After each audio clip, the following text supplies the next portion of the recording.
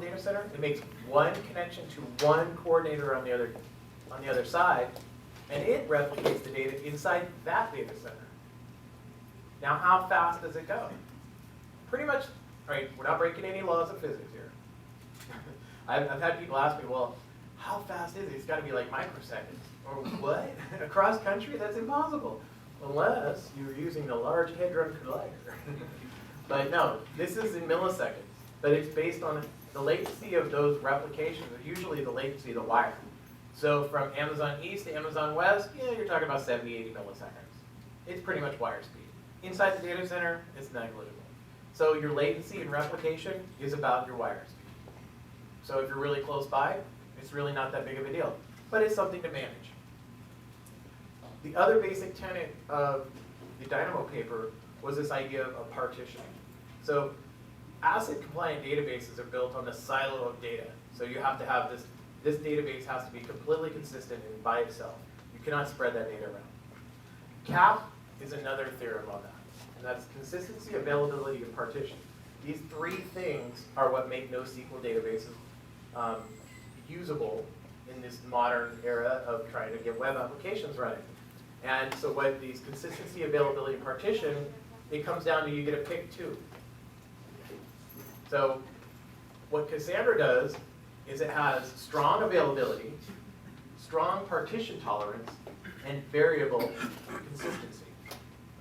So what that means, a partition tolerance means that now if I cut the link here, both of these sides should not stop working. They should just be fine. Now that doesn't mean my data is 100% consistent. That's what I'm giving up. But my cluster is available and ready to go. So there's strong availability and partition tolerance. If I did that with my Golden Gate system, the other side would shut down. It would stop. Say, whoa, I'm going into read-only mode or something. And that's it. But this is really not what I want. If I'm building active data centers, and that's what our users do, Cassandra users are doing active a lot. I will show you. This is the only way to get it done. Now there's application strategies to manage this, but it's completely doable. The thing is, you got to have the database online and ready for this. So what does this mean whenever the link is restored? The data is synchronized from one side to the other. How do we synchronize? Timestamps. The last one right clears. It's very simple. So if there is data written over here, data written over here, they would be synchronizing if they were connected. But if for some reason this node got newer data, it would synchronize to here once they were restored. Everything's consistent. It's built into the system to synchronize once they're back online. So this is I think this is probably one of the most compelling use cases for Cassandra. If you want to guarantee uptime, you cannot be in a single data center. A single data center is going to fail. You have to be geographically dispersed. And the people that I work with Cassandra, usually that's one of their first problems. I got a funny story. So like I said, I used to run infrastructure, a lot of infrastructure. And I was mostly Oracle and some SQL Server. And we had our Oracle databases synchronizing to Santa Clara here at Sav's facility up the road. And so we were in Northern Virginia, Santa Clara. We got so far behind on slave lag that we just couldn't keep up. And we couldn't move that much data across the wire. We couldn't catch up. So what I had to do is I had to have one of my guys go down to our data center, Northern Virginia, grab with a portable hard disk. We dumped all the data off of the hard disk, off of the Oracle system. He ran to Dulles Airport, got on a plane, flew across country, landed in San Jose, went up to Santa Clara, dumped the data back in there just in time before we got too far behind again where it would never work again. And then we finally got the slave lag caught up and everything was cool again. Everyone was excited and that is stupid. And the whole time I'm going, this is stupid. That's the only way we're going to do it, but it's stupid. We didn't have enough bandwidth. We couldn't get enough data moved across. You cannot synchronize that very easily. When I started first using Cassandra, I was like, that's magic. That's not real. And it does work really well because that was the way it was designed to work, first and foremost.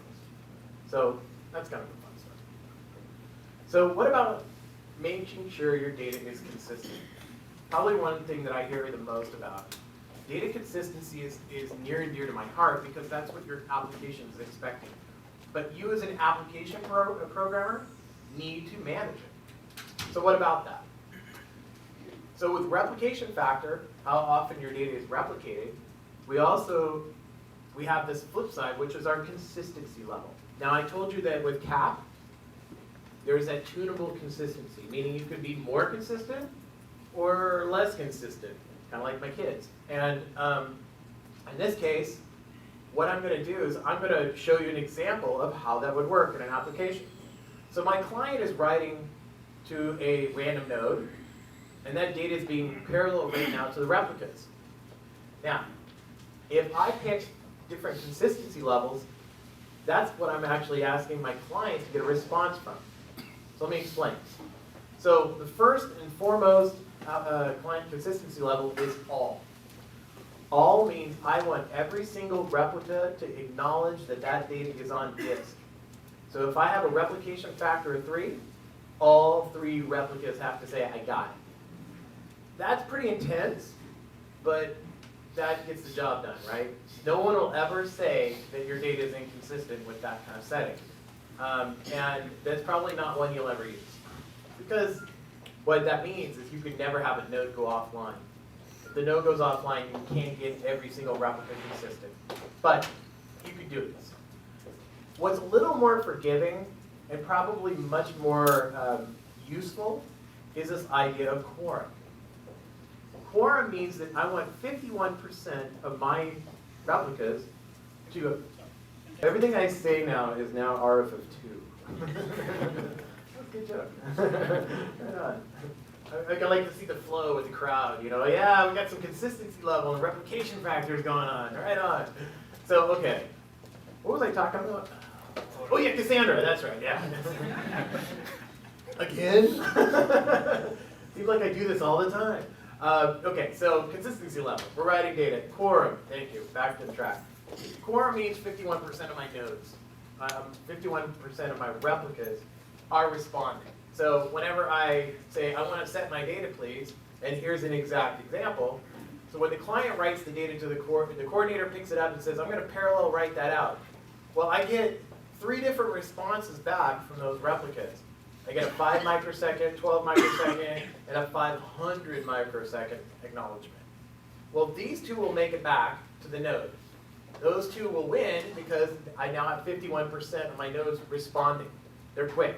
So that means the coordinator is going to respond back really quickly with within 12 microseconds saying, got it. Well, meanwhile, this one just he responds, but you're slow, you missed the bus. But no matter, it's okay. I already talked to the client. You're cool. That doesn't mean that the data didn't get replicated. It just means that from the client standpoint, and this is killer, you as a developer get to pick this choice. The developer saying, I want a good consistency, but I want speed. So quorum is going to get you more speed because now I'm only expecting 2 of these to respond back to get my response back to the client. Cool. But I got good consistency out of that as well. So what this quorum gives me is, hey, my data ops team or my systems team decided to reboot one of my servers in the middle of the day. Instead of that turning into a big red thing on that plasma screen, that one. And no, that's not a problem. They reboot it, comes back online, you didn't even know it was gone.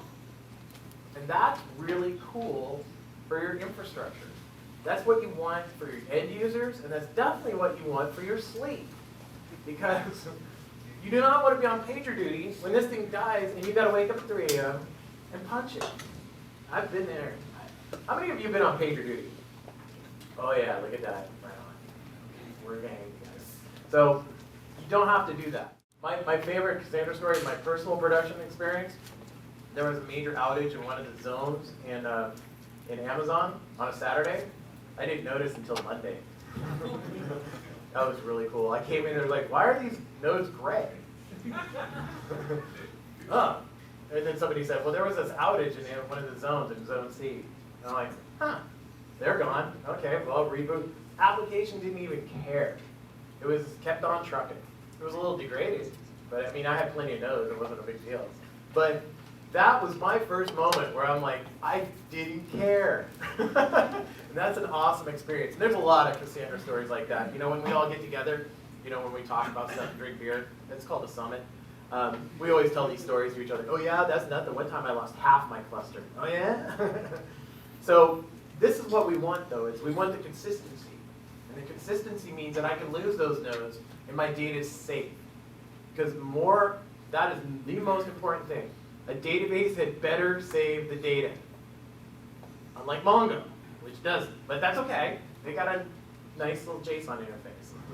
So whenever we're feeling especially, well, this isn't even that cowboy, but we could even take this down to something like 1. Now 1 means I just want one node to tell me I got it. Perfect. Now as an application developer, I may be setting my logs.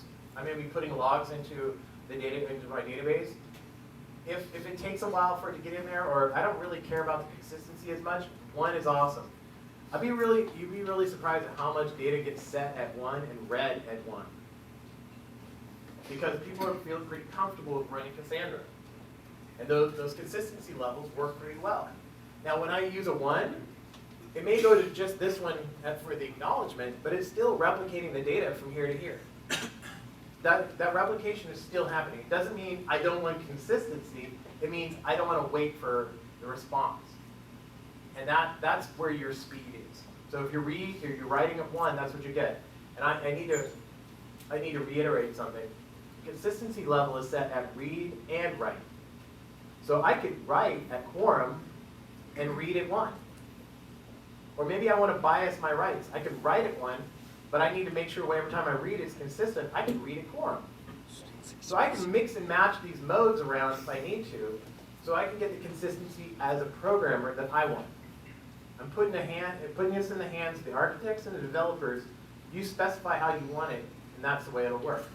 And it's just a tunable. I want it to be faster. I want more consistency. So the other one that's kind of in the middle here is this local quorum. Now 51% of the nodes is awesome if I'm in one data center, but if I have to cross over that big chasm from east to west US, that's 70 milliseconds. Now I'm not so excited about quorum because that's a 70 millisecond hit on my budget. I don't want that. So local quorum is in the middle. That means I want a quorum of data inside my local data center that still replicates to the other data center, but it's cool. I'm not asking for that to be the response requirement. So it's still replicating, still doing quorum, but only inside my local data center. Awesome. Okay, so what about the single node failure? And this is all right, so here is my Monday morning experience. So when we have this single node failures, when we have this replication factor and consistency level at the right levels, and this is part of our planning, then you have success. I've built a system now that is pretty resilient. It is tough. It can take a lot of abuse. I put it in Amazon. I was expecting a little, and I got it. But this is what I'm looking at right here. This is an RF of 3 with a consistency level of quorum, and that's what I get. So 51% of those nodes acknowledged it. I'm good. I'm sleeping still. And when that node comes back online, because we stored this information, it will be synchronized and be okay. So how does that work? So if this node goes offline, the coordinator stores what's called a hint. Hints are a little misunderstood, but really what it is the coordinator says, oh, that dude's offline, I'll hold on to his data for him, because he'll be back. And so when the node does come back online, it broadcasts and says, hey, I'm back, guys, what's up? And they're like, hey, welcome back, we've got some data for you. Here you go. And so they give the data over, that node resynchronizes, everything's consistent, then it comes back online and says, all right, I'm ready to go. That is great, because when you reboot a node, the last thing you want to do is figure out if the data is consistent. That's not the problem. Uh-oh, got a question already. Node 4, if it goes down, what will happen? If Node 4. Node 4 goes down, then I'm going to well, if node 4 and node 3 go down, Node 4. just node 4 while I'm talking to it, Yeah. the client will get a timeout and then it'll try the next node over. Which is a great segue, sir. Thank you. Because let's talk about drivers. Yeah, Go back to, hold on just a minute. What? Can you go back to previous thing? Oh man, you broke my segue. Yeah, so what happens, why cannot be node 4 as a primary? Then it will be faster, right? Why can't node 4 be what? So if you write it, the data in node 4, then we can only send them 2 requests to node 1 and node 2, right? Well, if you're writing to node 4, it'll write to node 1 and node 2 as a coordinated write, but it'll store the hints for node number 3. If node 4 goes down, then you won't have a quorum anymore. That's for sure. Then you're back to, you should be writing at 1. Yeah, so having more than one, with a replication factor of 3, having more than 2 nodes offline is not good. But all right, so let's plan for that. Let's add a lot more nodes. Maybe, all right, that's where that other data center is going to save you. Now, if you're in another data center, you're good to go. Why don't we hold off on our questions until the end? Because I just popped the cork on that, and they're going to come flooding in. So, thank you. So hold up. We'll go back. We are going to answer tons of questions, and I actually planned on most of the night being that. I'm going to be here until at least 1 a.m. So we got plenty here. That's all right. Oh, I got that. No, that nervous laugh in the back. You think I'm joking? All right, so let's talk about drivers. Drivers are a critical piece of the puzzle here. The server itself does a lot. It does a lot, but the client needs to be involved. And that's why I say with application programmers, you've got a lot of power. That's cool, because we never had power before, right? We were always beholden to the DBA. You're going to do what with my database? So the driver has a lot to do with this because think about, I just said, you set consistency level. That happens in the application code. But there's other things that the drivers need to do. Now, DataStax, oh, by the way, I work for DataStax. DataStax, we write drivers for Java, for C#, we have Python, and we have other ones coming. And those drivers all do pretty much the same type of thing. So they make it really easy to connect to the database. It shouldn't be a real big trick. So here's an example. I'm just going to create a session to connect to the database. I have some contact points. Because I'm talking to a cluster, I have a whole bunch of contact points, maybe my entire cluster. It also has the ability to discover my cluster. If I send it to one node, it can ask the cluster, hey, can you give me the rest of the nodes? And it will come back with this list of, here's all the servers out there. And then that's what makes the client know to communicate with the rest of the cluster. And what I did here is I created just a simple cluster with all kinds of nifty little gadgets, like I want a load balancing policy, like how I want to load balance across all my nodes. With a retry policy, like if it fails, I have a certain way I want to make it come back. And I just say build my cluster, and then once I'm done, I connect. That's it. Now I have a session. I can execute queries off of it. It's really easy. And that makes it very usable for an application programmer. So how do we do this load balancing? Which I think is one of the more compelling things about running a large-scale cluster, is now we change the way we talk to the cluster. So whenever we have a lot of nodes, it'd be a shame if we didn't talk to them all at the same time, in parallel. So our driver, for instance, uses these thread pools and the brokers to connect to the nodes and make sure that your connection is very fluid, but also in parallel. So we have this, like, for instance, this thing called a token aware strategy, which means that your data has primary is in certain replicas by design, because we have a consistent hash. Well, the driver will go find that data for you in the right spot, so you don't have to go through a coordination phase. Very efficient. But when you're setting and getting 100,000 rows per second, and that's pretty easy to do, then this kind of helps, being able to do this in parallel. And that's part of what our driver does. And so things like fault tolerance and failure. So what happens if that node dies in the middle of my request?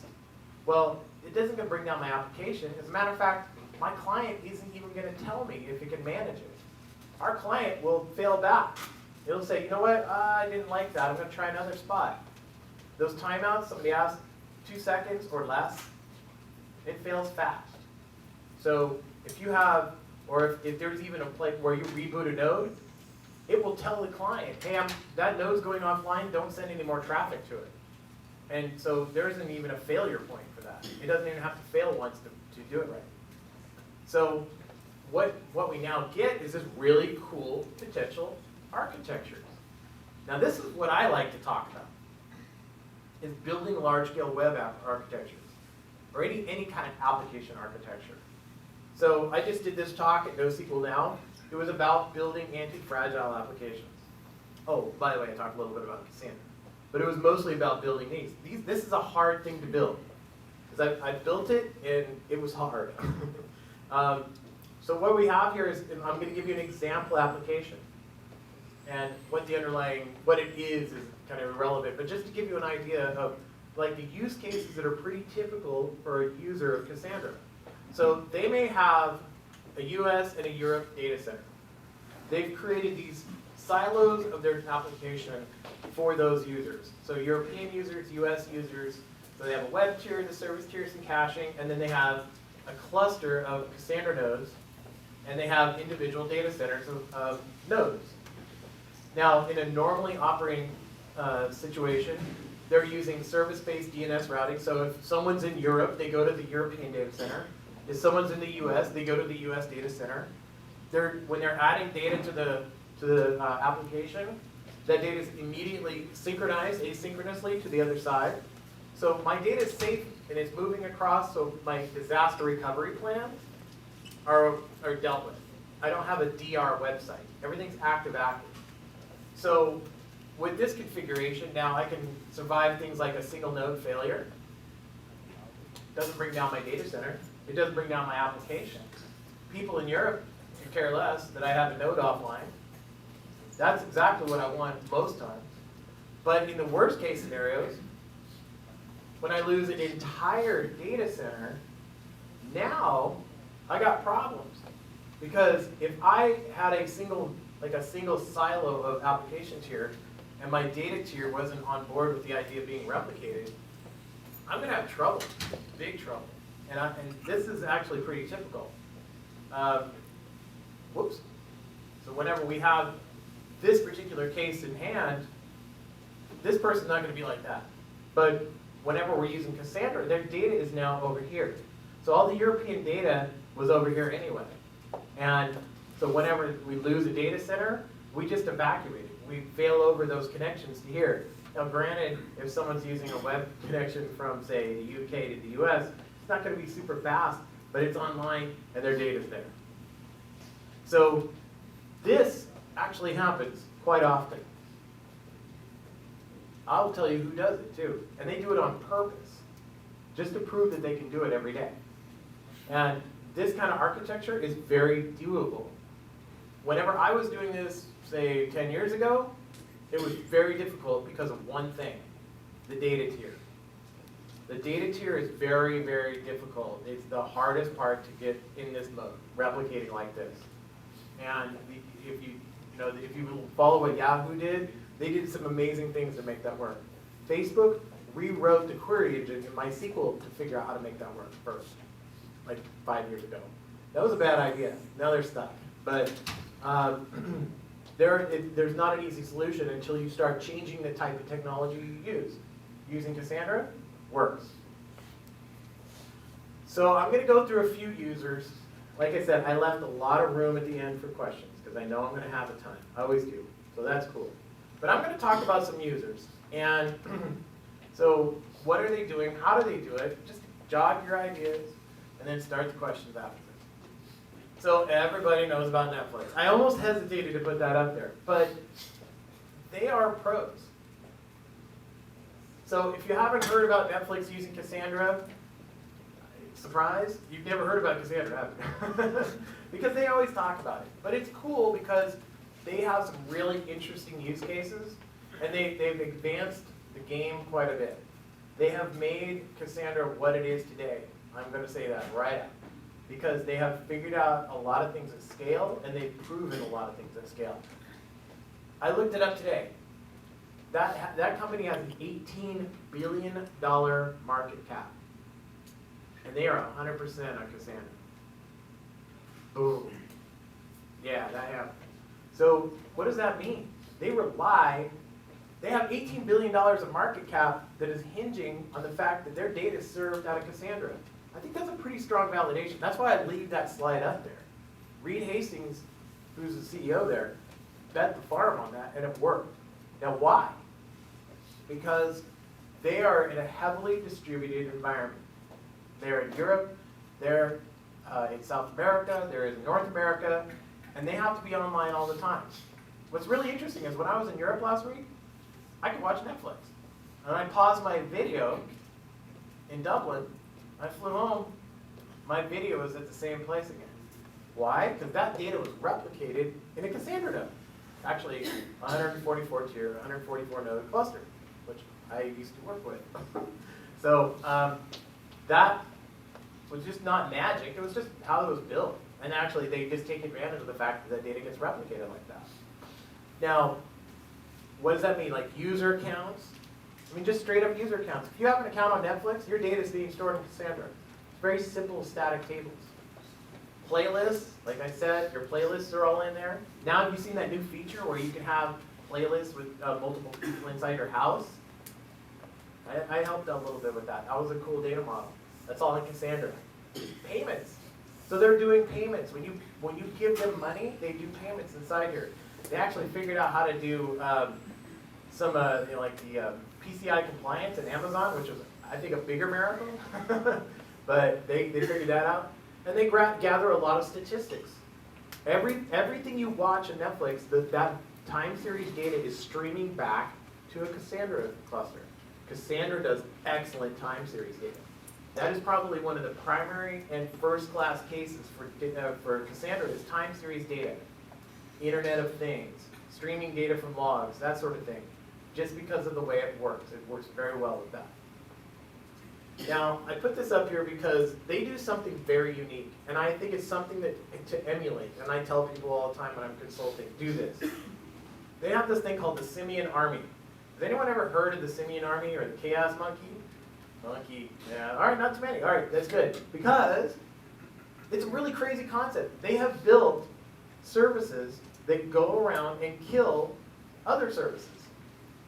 So the Chaos Monkey will take out random servers in their Amazon infrastructure during the day, in production. What? Now, if I did that at my job, people would kill me, right? But they do that because they want everybody on board with the fact that your infrastructure is not sacred, it's going to go away. Deal with it. And when it goes away and it has a problem, it's your problem, fix it. So the developers, all the way down, are aware of the fact that there's that monkey out there that's going to take out their server. They have other monkeys too, like latency monkeys. Then they have Chaos Kong that takes out large swaths of entire infrastructures in Amazon. So that, just take away anything. If you could do that in your infrastructure, you're playing a different game. A cool game at that. That means you could survive a lot of problems. And I ask people, when I do consulting work, and they're like, well, we want to keep our stuff on Oracle or our mainframe. Yeah, I'm still talking to people on mainframes. I'm like, oh, okay, can we unleash the Chaos Monkey in your environment? What? You're not going to take that down? Can you imagine an Oracle server just being turned off? Click. Sorry, Chaos Monkey. No, you don't do that. And so it's just a different paradigm. We've changed the game. Because what happens now? Everybody is on this now, right? I mean, I expect, when I click on stuff, I complain whenever it's slow.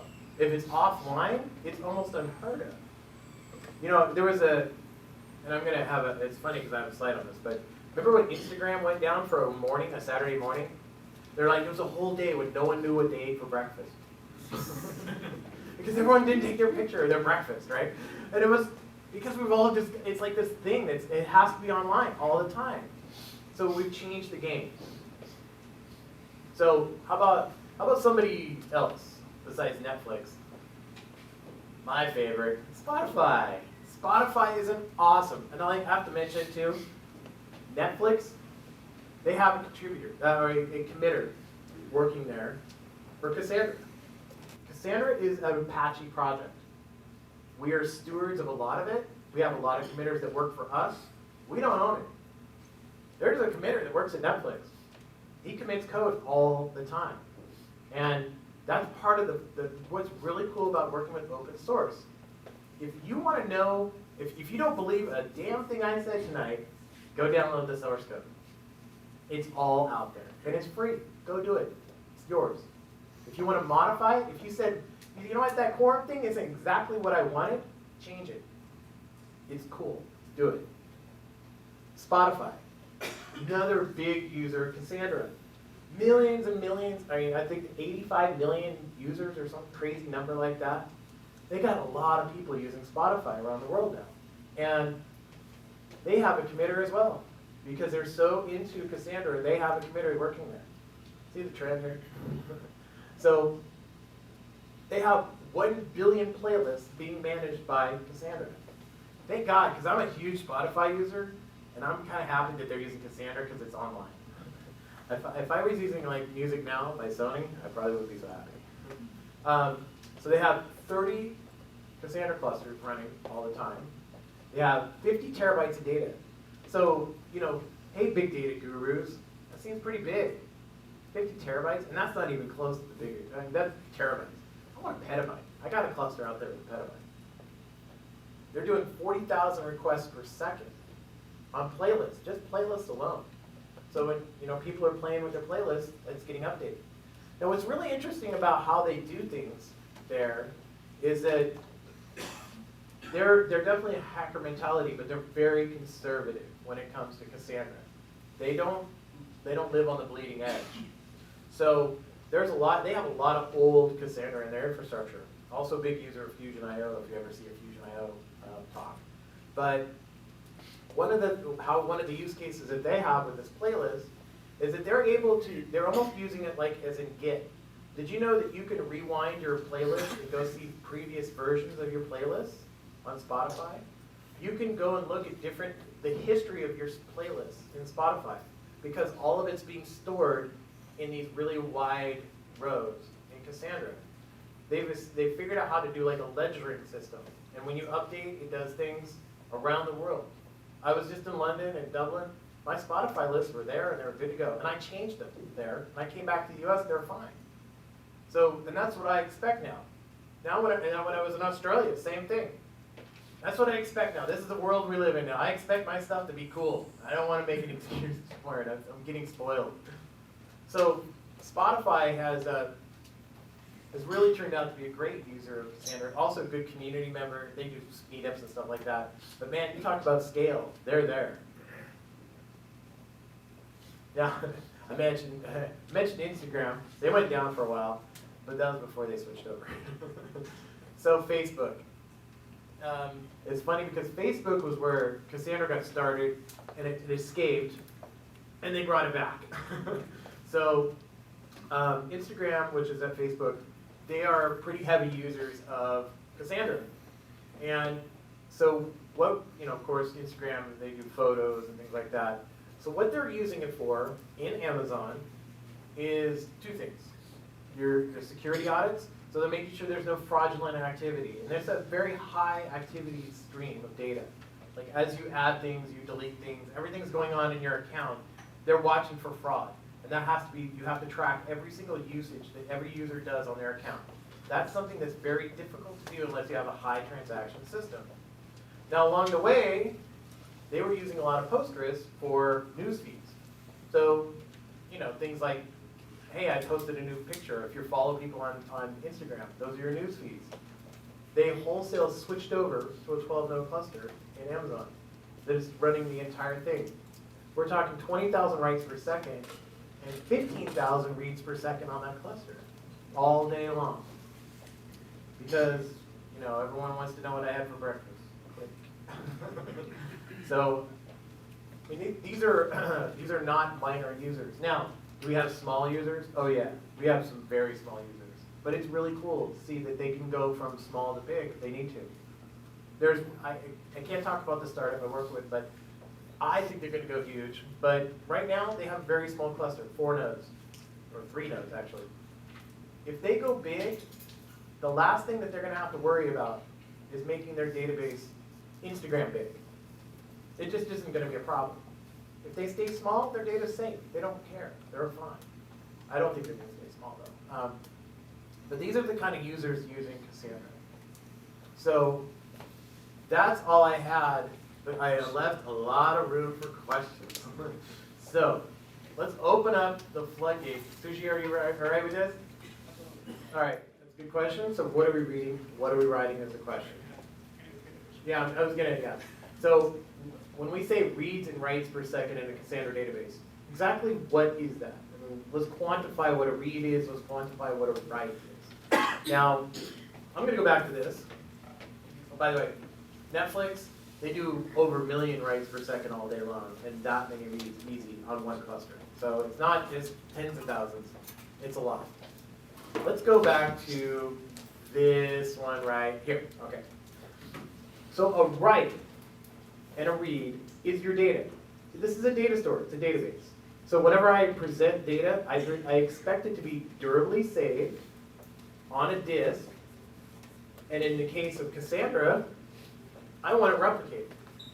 So when I say I want to write some data to a cluster, I expect 3 nodes to durably write that to a disk.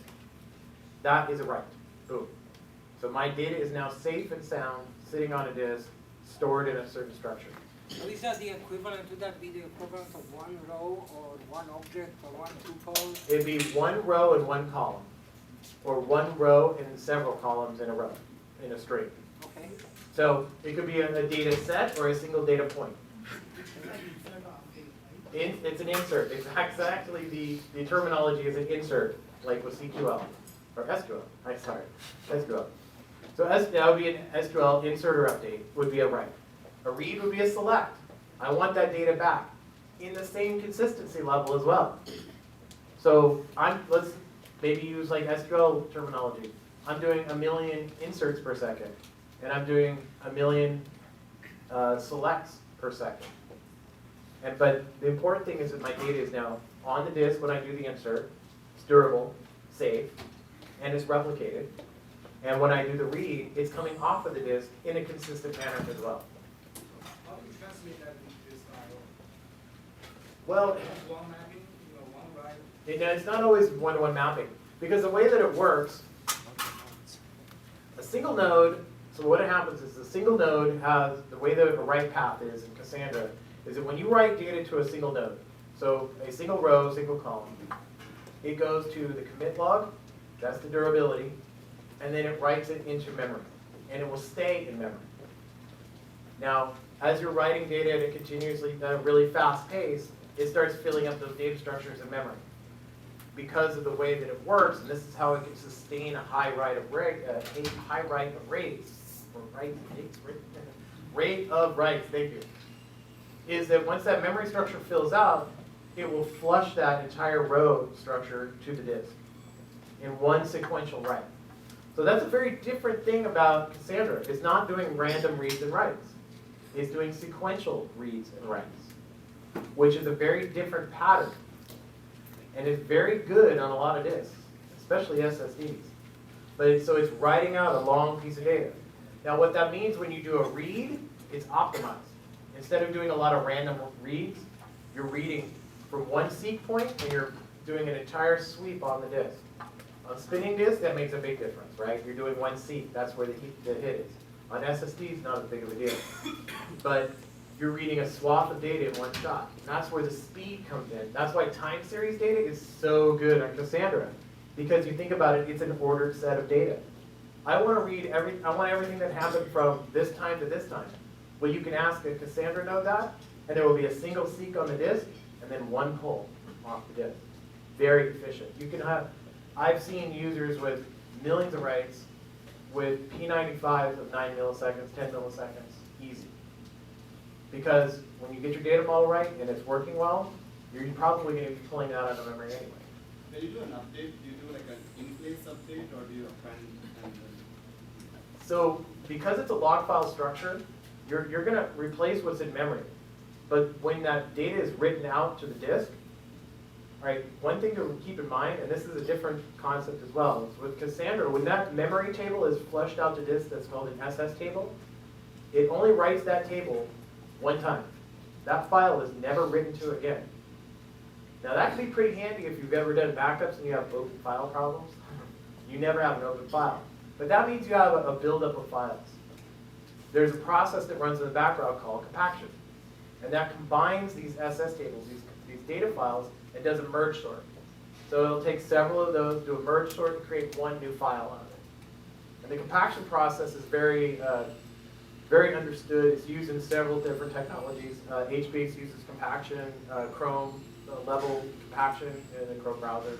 So LevelDB uses compaction. So compaction is a way that you can quickly write out your data, and then the cost later in I/O is in the sequential I/O.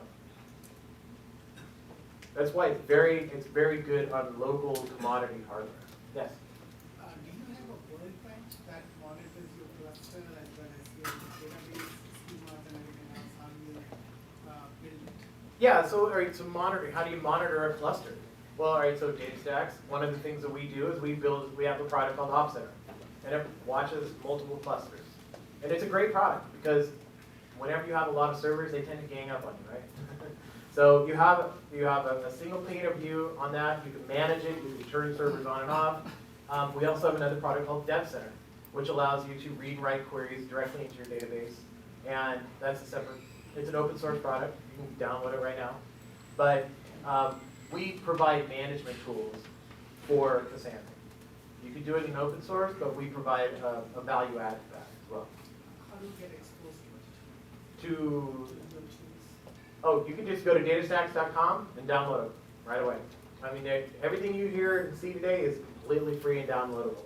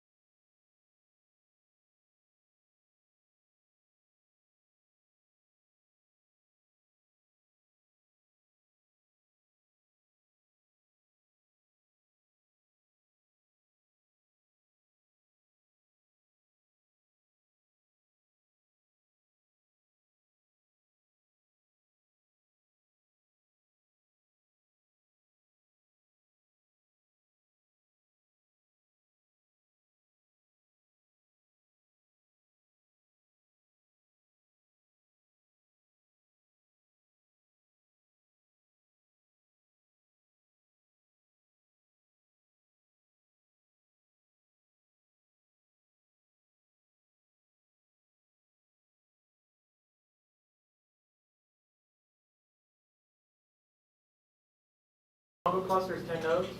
You know, that's when it gets weird. That's a starter for us. But we like to start smaller, 2 or 3 nodes, and build up. It's Mongo's architecture and Cassandra's architecture are a little different. With shared locking and things like that, Mongo is not going to get very big. What's that? Okay, good thing I brought business cards. Okay, yes.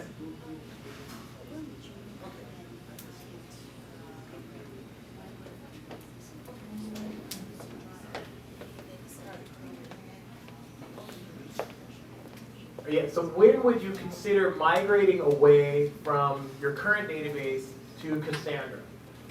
Is that right? Did I get it right? Okay. Great question. Now, no. What I don't recommend anybody, because I'm an application programmer at heart, I don't recommend people just change technologies for change sake. What I always look at is, do you have a new project that requires a disk database that needs to be online all the time, that needs to be distributed, that needs to be consistent? All right, consider Cassandra in that mix. A lot of times it's easy to go with the incumbent default choice, but if you look at what choices you're making in that design process, that new application, I work with a lot of product teams that are building new things or extending something with new technology. Very rarely do I see people replacing an old database with, say, Cassandra. It does happen. Maybe you outgrew it.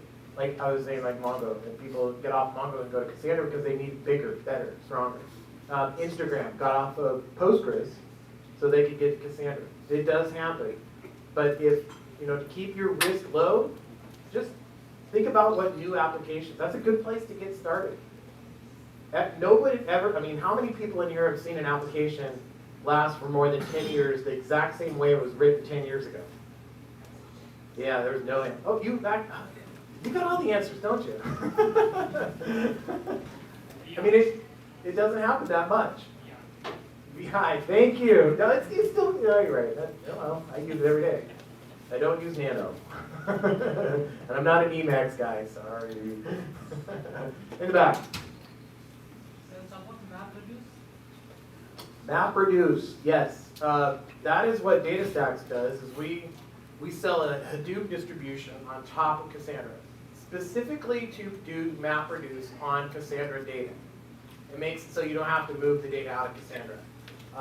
It works really well because of the way that the data is distributed throughout the cluster, that if you set up mappers and reducers on each one of those nodes, they can iterate over that data pretty nicely.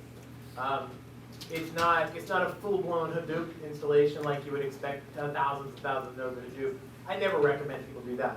But if you have data in Cassandra that needs to be MapReduced, call us. We have a solution for that. Yes?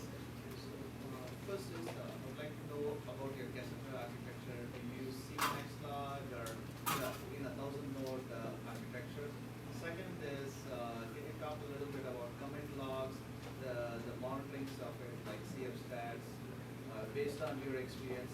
Ooh, you said CFStats. stat, whatever. Yeah.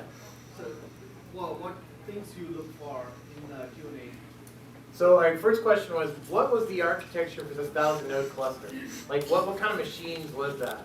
So the 1,000-machine cluster, or thereabouts, those were all HP servers. I think they were DL380s, and just acres of those, tons and tons of 380s. They were pretty big boxes because they were storing close to a petabyte of data. So yeah, it was a pretty intense setup. Very large customer. You have to be, right? If you're gonna have 1,000 HP DL380s, first of all, you got to be able to call HP and say, I need 1,000 of those, because I can't. But they're bringing the truck. Here you go. Here's your servers. So that was that installation. On Amazon, I don't know what the biggest installation I've seen. Netflix, they supposedly have around 1,500 servers, but there are various sizes.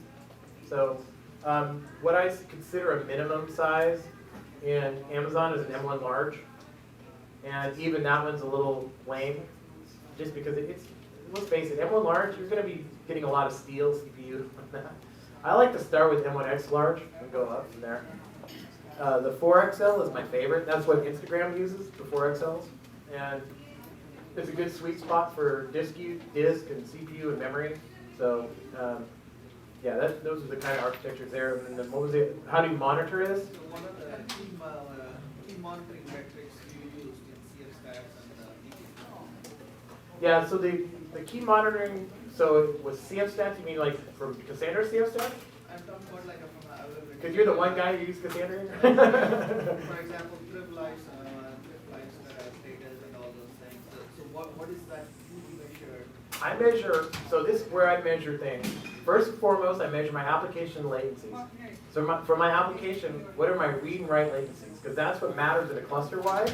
And then from there, on an individual machine, I look at things like disk I/O, like I/O weight. That's going to kill a node. I look at my memory usage and then make sure that that's in line. But then I look at Cassandra-specific things, like garbage collection in JVM. Garbage collections is going to get you, but it doesn't mean that that is the problem. It's a symptom of something else happening. And there's other statistics inside Cassandra that are more specific, such as hints. If hints are building up for no reason, you better figure out why. If you have threads that are starting to pile up or backing up, blocking threads, you need to figure out why. I see this all the time. When disks go bad, I see threads backing up. So I look for that. The commit logs, we keep it at 80 M or 160 M. The commit logs are auto-rotated. They're usually very small. It's not anything you really need to monitor, other than that impacts your write speed. So if you start seeing your write speeds drop, then you need to start looking at symptoms. Again, I always monitor from the SLA. If I'm getting good, consistent P95s out of my response time from the cluster, it's good. Now, the obvious stuff, make sure you're not running out of disk space.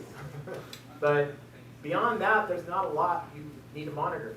I get people talking to me all the time that work with Cassandra that are like, dude, can you find me another job? I'm totally bored. Cassandra is boring once you get it running. It just works. But that's the cool part. You do not want your database to be the most exciting part of your data center. That has to be the boring part, right? Because I've had exciting databases. You don't want that. So that's what we really find is when people get it up and running. There's a guy who just started a DataStax because he was bored. He had a cluster running for 3 years. Never had a single moment of downtime. You know what he said? I'm done. It'll just keep running when I'm gone anyway. There's all this whatever. And so that's a great thing. That's what we're trying to build for the 21st century. Infrastructure that stays online. One more.